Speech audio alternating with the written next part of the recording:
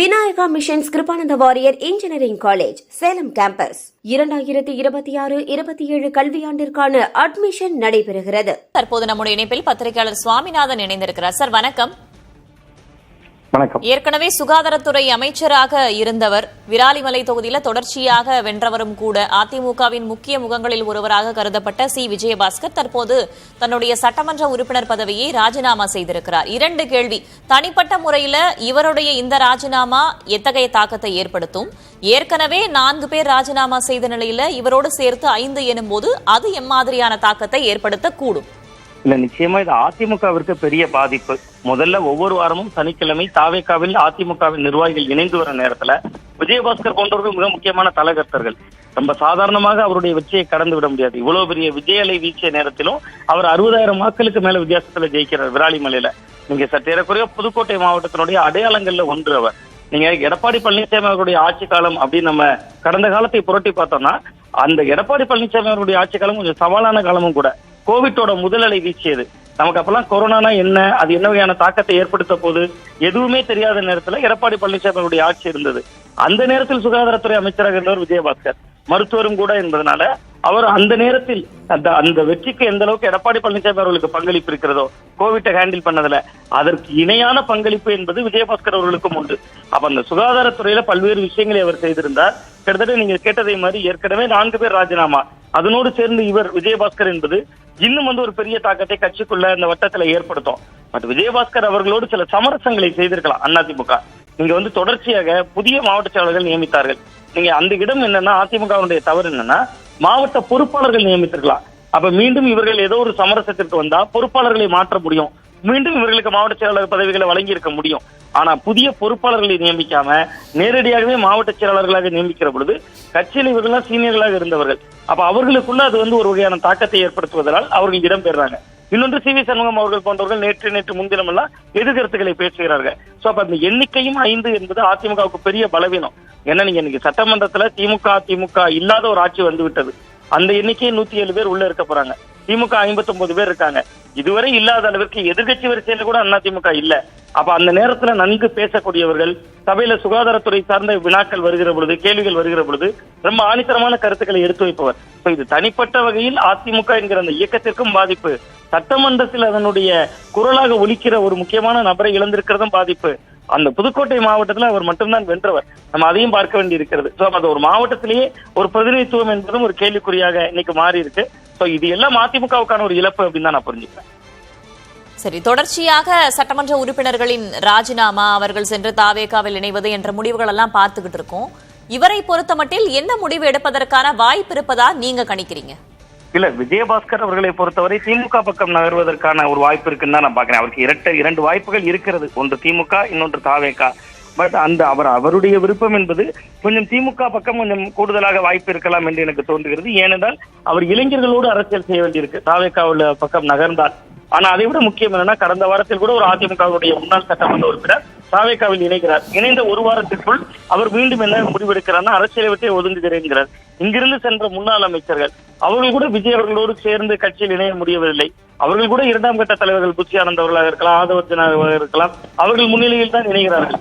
போன வாரம், அதுக்கு முந்தைய வாரம் இணைந்த முன்னாள் அமைச்சர்களை கூட நான் அதுக்கு உதாரணமா எடுத்துக்கொள்ளலாம். கடம்பூர் ராஜா அவர்களாக இருக்கலாம், கடந்த வாரத்தில் இணைந்த அதிமுகவோட முன்னாள் அமைச்சர் பச்சைமாலன் அவர்களாக இருக்கலாம். இவர்கள் எல்லாருமே 2ஆம் கட்ட நிர்வாகிகள், கட்சியினுடைய மூத்த நிர்வாகிகள் தான். பட் அவர்கள் கூட விஜய் அவர்கள் முன்னிலையில் இணைவதற்கான சூழல் இல்ல. விஜயபாஸ்கர் போன்ற நீண்ட நெடிய அரசியல் அனுபவம் கொண்டவர்கள் அவர்களுடைய வயதையும் மதிப்பீடு செய்வாங்க. இன்னும் அவர்களுக்கு ஒரு நீண்டகால அரசியல் வாழ்க்கை என்பது இருக்கிறது என்கிற மதிப்பீடு ஒன்று. இன்னொன்று, அங்கு ஏற்கனவே கடந்த 15 ஆண்டுகளுக்காக அங்கு சட்டமன்ற உறுப்பினராக அதே புதுக்கோட்டை மாவட்டத்தை சேர்ந்தவர் முன்னாள் அமைச்சர் ரகுபதி அவர்கள் எல்லாம் இருக்கிறார். அவரும் கொஞ்சம் வயது காரணமாக இருக்கிறது. அது போன்றவர்களோடு சேர்ந்து சமகால அரசியலை அவர் முன்னெடுப்பதற்கான வாய்ப்பு இருக்கு அப்படின்னு நான் பாக்குறேன். ஒரு இளைஞர்கள் கூட்டம், அவருக்கு 2 வாய்ப்புகளும் இருந்தாலும் அவர் திமுக என்கிற வாய்ப்பை கூடுதலாக எடுத்துக்கொள்ள வாய்ப்பு இருப்பதாக யூகிக்கிறேன். திமுகவில் இணைவதற்கான வாய்ப்புகள் அதிகம் இருப்பதா சொல்லியிருக்கீங்க. தொடர்ச்சியா நம்ம பார்க்கிறோம், ஏற்கனவே இருக்கக்கூடிய சட்டமன்ற உறுப்பினர்களும் பதவியை ராஜினாமா செய்துவிட்டு பிற கட்சிகளின் பக்கம் நோக்கி நகருகிறார்கள்.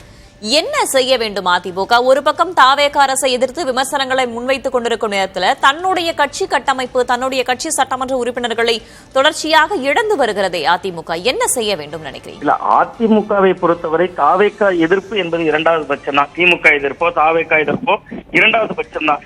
அவர்கள் செய்ய வேண்டிய முதல் வேலை கட்சியின் கட்டமைப்பை மீண்டும் மீண்டும் உறுதியாக வைத்துக் கொள்ள வேண்டியதுதான். நீங்க இப்ப வெளியேறக்கூடியவர்கள் சட்டமன்ற உறுப்பினர்கள் என்பதால் பெரிய அளவில் கவனம் வருகிறது.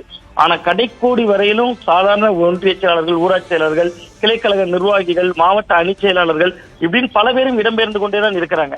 அது பெரிய அளவுல நம்மள்ட்ட ரிப்போர்ட் ஆக மாட்டேது. காரணம் என்னன்னா அவர்கள்லாம் எம்எல்ஏக்களோ எம்பிக்களோ இல்ல. அப்ப அந்த கட்சி கரைந்து கொண்டே இருக்கிறது மெல்ல மெல்ல.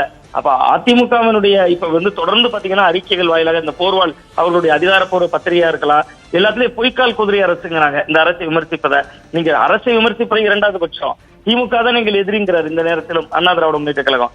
அதெல்லாம் இரண்டாம் பட்சம். முதல்ல கட்சியின் கட்டமைப்பை மீண்டும் வலுப்படுத்தணும். இந்த நேரத்திலாவது ஏற்கனவே பிரிந்து சென்றவர்கள் அல்லது இவர்களால் விலக்கி வைக்கப்பட்டவர்கள் அவர்களெல்லாம் ஒரு குடைக்குள்ள கொண்டு போகணும். ஏன்னா இப்ப முதல் தேவை என்னன்னா அதிமுக இருந்து பலரும் போய்கிட்டு இருக்காங்க அப்படிங்கிறது பேசு பொருளா இருக்கு. பாருங்க, பிரிந்து போனவர்கள் இங்க இணைந்துகிட்டு இருக்காங்க அப்படிங்கறத ஒரு பேசு பொருள் ஆக்கலாம். அது ஒரு நிலை. ரெண்டாவது, நீங்க இன்னைக்கு மு.க. ஸ்டாலின் அவர்களோ விஜய் அவர்களால முடியாத ஒரு விஷயம் அதிமுகவால முடியும். ஏன்னா கடைக்கோடி வரையிலும் இவர்கள் ஒவ்வொரு மாவட்டத்துக்கு இப்ப சுற்றுப்பயணம் போடணும். கட்சியினுடைய பொதுச் செயலாளரா ஒவ்வொரு மாவட்டத்திலும் போய் நிர்வாகிகளை சந்திக்கணும். நீங்க அங்க பாருங்க, ஒரு நிர்வாகிகளை அவர்களாகவே அழைத்து சந்திக்கிற பொழுது மிதுன அரசியலுக்கு கொண்டு வரதுக்காக பேசுகிறார். எடப்பாடி பழனிசாமி அவர்கள் அவரது மகனை அழைத்து வருவதற்கு வேலை பார்க்கறாங்க. குட்டியை விட்டு ஆழம் பார்ப்பது போல் என்றெல்லாம் கடுமையான விமர்சனங்களை சி.வி. சண்முகம் அவர்கள் வைக்கிறாங்க. அப்ப இதற்கெல்லாம் மாற்ற என்ன செய்யணும்னா கடைக்கோடி அளவுல தமிழகம் முழுவதும் ஒரு பயணம் மேற்கொள்ளணும். பயணம் மேற்கொண்டு கட்சியினருக்கு முதல்ல நம்பிக்கையை தரணும். அதிமுக அதிகாரத்தை விட்டு அப்படியே அகன்று விடாது. 2011 திமுக எதிர்கட்சியா கூட வரல, மீண்டு வரவில்லையா என்பது போன்ற வசன விஷயங்களை இவர்கள் கடைக்கோடியில கொண்டு போய் சேர்க்கணும். நீங்க ஜெயலலிதா, எம்ஜிஆர் அவர்களை மட்டும் சொன்னா இனி சாத்தியப்படாது. ஏன்னா அவர்கள் வெற்றியை மட்டுமே கொடுத்தவர்கள் தொண்டர்களுக்கு. அங்க இனிமேல் கடந்த கால தோல்விகளில் இருந்து வென்றவர்கள் என்கிற இடம் நோக்கி அதிமுக தன் தொண்டர்களை முதல்ல தயார்படுத்தணும். நீங்க ஐடி விங்க என்ன ஸ்ட்ராங் பண்ணணும், தொழில்நுட்பம் சார்ந்து அவங்களே பேச தொடங்கி இருக்காங்க. ரீல்ஸால் வீழ்த்தி அவர்களை நாமும் சமூக வலைதளங்களின் வழியாக வீழ்த்துவோம். அது விஜய் என்பதனால் சாத்தியமானது. அது கிட்டத்தட்ட ஒரு தவறான முன்னுதாரணமாகிவிடும். அப்ப களத்துக்கு போகணும். அவர்கள் இன்னுமே களத்திற்கு செல்ல வேண்டும். கிட்டத்தட்ட நீங்க அன்னைக்கு விழுப்புரத்துல சி.வி. சண்முகம் அவர்கள் பேட்டிக்கெல்லாம் மறுநாளே அங்கு புதிதாக நியமிக்கப்பட்ட மாவட்ட செயலாளரே ஒரு பேட்டியை கொடுத்தார். அவரே அதுல குறிப்பிட்டிருந்தார், என் தலைமையில் ஒரு ஆர்ப்பாட்டம் சொன்னதுனாலதான் சி.வி. சண்முகம் அவர்கள் கோவப்பட்டு இப்படி பேசுகிறார் என்றுதான் சொன்னார். அப்ப இந்த கட்சிக்குள்ள இருக்கக்கூடிய முரண்கள் இருக்குல்ல, ஒவ்வொரு பகுதியிலையும் கட்சி எதிர்கட்சியா கூட வரல, இந்த நேரத்திலும் பல பிளவுகள், முரண்கள், ஒருவருக்கொருவர் இவரே ஒரு போட்டியை உருவாக்கிட்டார்ல. நீங்க 25 பேர் உங்களுடைய சட்டமன்ற உறுப்பினர்கள் ஆதரவு கொடுத்த போது அவர்கள பல பேருடைய மாவட்ட செயலாளர் பொறுப்பு பறிக்கப்பட்டது. அப்படி பறிக்கப்பட்ட போது புதிய மாவட்ட செயலாளர்கள் போட்டுட்டாரு. அப்ப அவர்களுக்கும் ஏற்கனவே இருந்தவர்களுக்குமான ஒரு ஜெல்லாகல அதெல்லாம் ஏற்படுத்த வேண்டும். அதெல்லாம் ஏற்படுத்துறதுக்கு பொதுச் செயலாளர் நிறைய இறங்கி வர வேண்டும். அதிமுகவினுடைய பொதுச் செயலாளர் நேற்று வரை எதிர்கட்சி தலைவர், அதற்கு முன்பு முதல்வர், இப்பொழுது ஒன்றும் இல்ல ஒரு சட்டமன்ற உறுப்பினர், கூடி போனா அந்த சட்டமன்ற குழு தலைவர், அவர் இறங்கி வந்து இன்னும் தொண்டர்கள்ட்ட நிர்வாகிகள்கிட்ட ரொம்ப இணக்கமாக போக வேண்டிய சூழலை ஏற்படுத்த வேண்டியது அவசியம்னு பாக்குறேன். தொடர்ச்சியாக சட்டமன்ற உறுப்பினர்கள் பதவியை ராஜினாமா செய்துவிட்டு மாற்றுக் கட்சியில இணைவது ஒரு பக்கம், வெளிப்படையாக கருத்துக்களை சட்டமன்ற உறுப்பினர்கள் கடுமையாக முன்வைப்பது அப்படின்றது மறுபக்கம். இத்தனை நடந்தும் கூட மறுபுறம் ஒரு அமைதி காக்கிறார்களா அதிமுகவினர் என்ற ஒரு கேள்வி எழுகிறது. குறிப்பாக அதிமுக பொதுச் செயலர் எடப்பாடி கே. பழனிசாமி வெளிப்படையாக இது குறித்து கருத்துக்களை சொல்ல மறுக்கிறாரா என்ற கேள்வி இருக்கே. ஆமா, நிச்சயமாக அவர் கிட்டத்தட்ட அந்த ஒவ்வொரு விஷயங்கள்ல இருந்து இன்றைய நாளை கடத்துவது என்பார்கள். அப்படியான ஒரு அணுகுமுறை அது தவறானது. நீங்க ஒரு சி.வி. சண்முகம் போன்றவர்கள் சொல்றாங்கல்ல, செயற்குழுவை கூட்டுங்க, பொதுக்குழுவை கூட்டுங்க. பொதுக்குழுவை கூட்டுவதற்கு ஒரு ஆண்டு காலம் நேரம் இருக்கிறது. ஏன்னா கடந்த பொதுக்குழு அதிமுகவுடைய பொதுக்குழு என்பது டிசம்பர் 10ஆம் தேதி தான் நடந்தது. அப்ப நீங்க அடுத்த பொதுக்குழு டிசம்பர் 10ஆம் தேதிக்கு நடத்தி கொள்ளலாம். அதற்குள் நடத்தினால் போதும்.